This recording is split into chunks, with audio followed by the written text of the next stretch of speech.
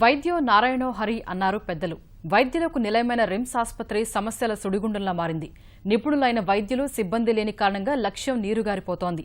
ఆసుపత్రులకు వచ్చే రోగులకు సమస్యలు స్వాగతం పలుకుతుండగా కొంతమంది వైద్యులు మాత్రం దర్జాగా ప్రైవేటు ప్రాక్టీస్ చేసుకుంటున్నారు. కడపలోని రిమ్స్ ఆసుపత్రి వ్యవహారం అన్నీ ఉన్న అల్లుడి నోట్లో శని అన్న చందంగా మారింది. ఆధునిక హంగులతో పెద్ద పెద్ద భవంతులు నిర్మించినా ఇక్కడ వైద్యం మాత్రం అందని ద్రాక్షే. సిబ్బంది నిర్లక్ష్యంతో ఈ ఆసుపత్రి సమస్యలకు నిలయంగా మారింది. గుత్తేదారులు కాసులకు కక్కుర్తి పడుతూ రోగులకు నాసిరకం భోజనం అందిస్తున్నారు.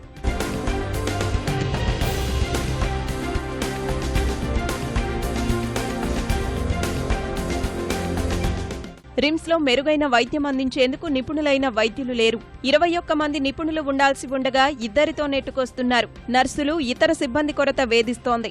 750 పడకలతో నిర్మించిన ఈ ఆసుపత్రిలో అడుగడుగునా అసౌకర్యాలే. అధికారులు మాత్రం వీటిని పట్టించుకోవడం లేదు. దీనికి 2-3 కారణాలు ఉన్నాయి. గత 3 సంవత్సరాలుగా సెమీ ఆటానమస్ అంటే 2.5 సంవత్సరాల క్రితం నుంచి సెమీ ఆటానమస్ సిస్టంలో రిక్రూట్మెంట్లు అనేది లేదు. కానీ రెగ్యులర్ రిక్రూట్మెంట్స్ జరగడంలో సుమారు ఒక 50 మంది వరకు రిక్రూట్ అయ్యారు. అసిస్టెంట్ ప్రొఫెసర్స్ కొత్తగా వచ్చి జాయిన్ అయ్యారు. అలాగే అసోసియేట్ ప్రొఫెసర్ స్థాయిలో ఉన్న డాక్టర్స్ అనేది కొరత వేధిస్తున్నది రిమ్స్లో మొదటి నుంచి.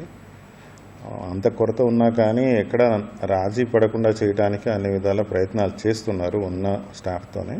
3 ఏళ్ల క్రితం ఎర్రగుంట్లకు చెందిన ఓ సంస్థ రిమ్స్ ఆవరణలో ఆక్సిజన్ ప్లాంట్ ఉచితంగా ఏర్పాటు చేసింది. ఫలితంగా అత్యవసర విభాగాలకు పైప్ లైన్ ద్వారా ప్రాణవాయువు అందించేవారు. కొన్ని కారణాలు చూపుతూ ప్లాంట్ మూసివేశారు.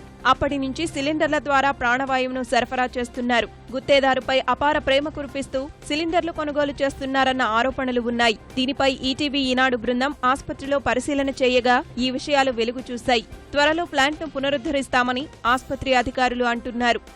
పైప్ లైన్ మరమ్మతుల వలన లీకేజ్ అవుతుంది అన్ని చోట్ల.